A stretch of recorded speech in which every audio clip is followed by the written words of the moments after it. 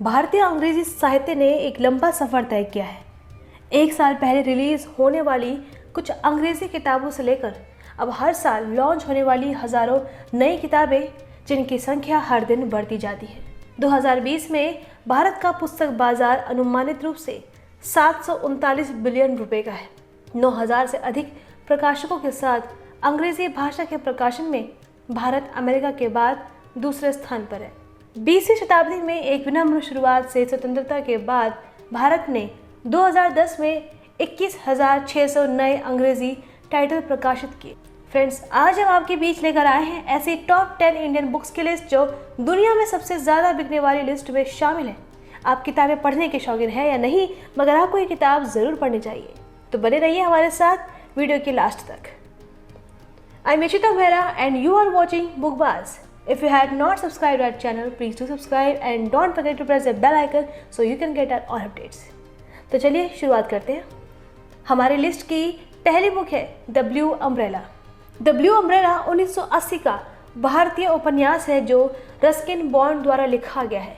इसे 2005 में इसी नाम से हिंदी फिल्म में रूपांतरित किया गया, जिसका निर्देशन विशाल भारद्वाज ने किया, जिसने बाद में सर्वश्रेष्ठ बाल फिल्म का राष्ट्रीय फिल्म पुरस्कार जीता।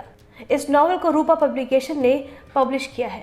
रस्किन बॉन्ड अपनी सरल और मजाकिया कहानी के साथ गढ़वाल रेंज के एक गांव में रहने वाली एक लड़की की कहानी बताते हैं, जब वो अपने भाग्यशाली तेंदुए के पंजे के लटकन को एक सुंदर नीली छतरी के लिए बदल देती है तो राम भरोसा ईर्ष्यालु हो जाता है।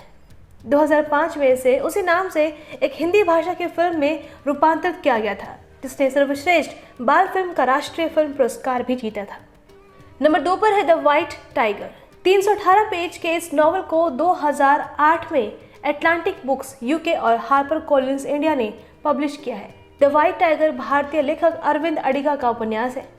ये 2008 में प्रकाशित हुआ था और उसी वर्ष इसने 40वां मेन बुकर पुरस्कार भी जीता था।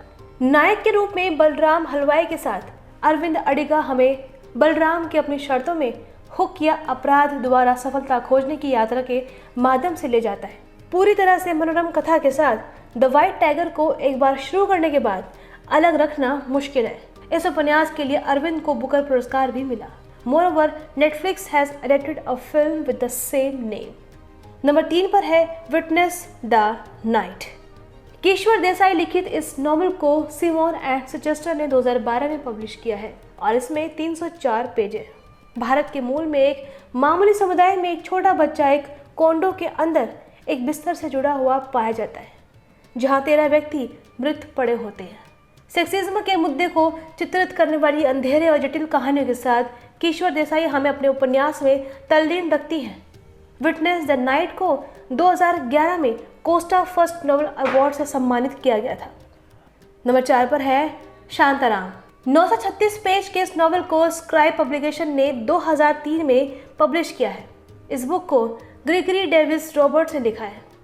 लिन द्वारा वर्णित शांताराम उस समय के अपने स्वयं के कारनामों के बारे में है जब वह ऑस्ट्रेलिया में एक अधिकतम सुरक्षा जेल से एक सजायाफ्ता ऑस्ट्रेलियाई बैंक लुटेरा और हेरोइन का आदि पेंट्रीज जेल से भागकर भारत भाग जाता है।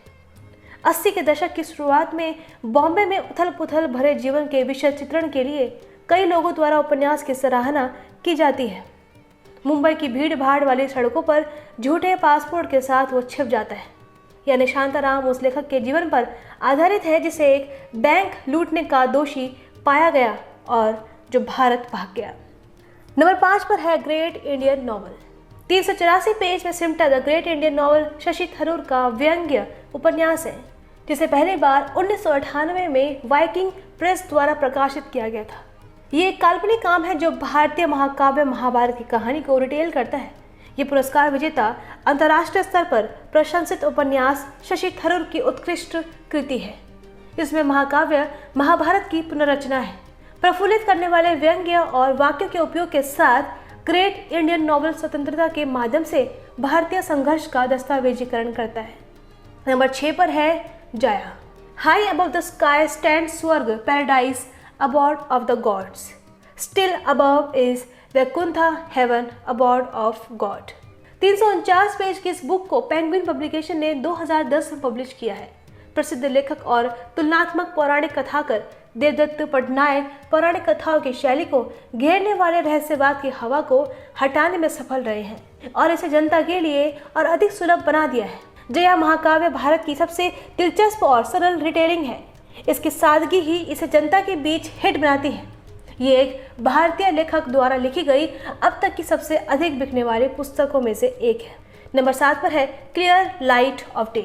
क्लियर लाइट ऑफ डे भारतीय उपन्यासकार और 3 बार की बुकर पुरस्कार फाइनलिस्ट अनीता देसाई द्वारा 1980 में प्रकाशित एक उपन्यास है। मुख्य रूप से पुरानी दिल्ली में सेट कहानी विभाजन के बाद के भारतीय परिवार में तनाव का वर्णन करती है, जो पात्रों के साथ वयस्कों के रूप में शुरू होती है और उपन्यास के दौरान अपने जीवन में वापस आती है। ये उपन्यास सिर्फ एक घरेलू नाटक है, लेकिन इसके भीतर एक गहरी गाथा है जो नाजुक भावनाओं और गतिशीलता की खोज करती है, जो एक परिवार के सदस्य एक दूसरे के साथ साझा करते हैं। इस पुस्तक ने दुनिया के भारतीय साहित्य को देखने के तरीकों को फिर से परिभाषित किया है और एक भारतीय लेखक द्वारा अब तक की सबसे अधिक बिकने वाली उपन्यासों में से एक है। नंबर 8 पर है द पैलेस ऑफ इल्यूशंस। पुरस्कार विजेता उपन्यासकार और कवि चित्रा बनर्जी दिवाकरुणी का 2008 का उपन्यास है। इसे डबल डे द्वारा पब्लिश किया गया था।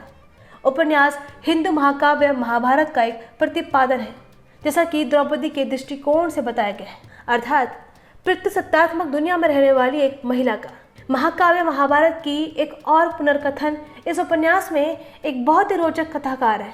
यहाँ कथाकार द्रौपदी है, जो मूल महाकाव्य में सबसे गलत समझा और गलत पात्रों में से एक है।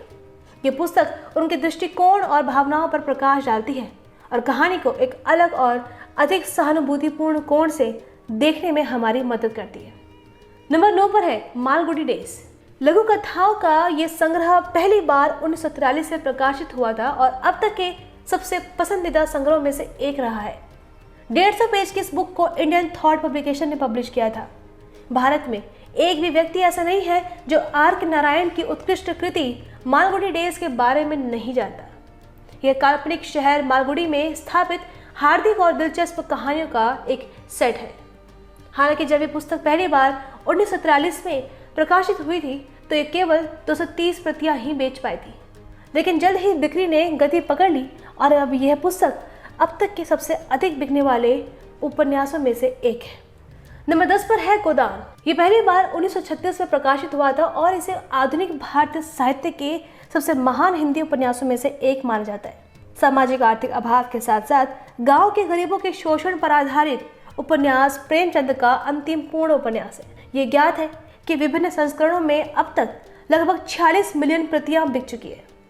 ये क्लासिक उपन्यास भारत में गाय दान की रस्म के बारे में है, जो एक भारतीय लेखक द्वारा लिखी गई अब तक की सबसे अधिक बिकने वाली पुस्तकों में से एक है।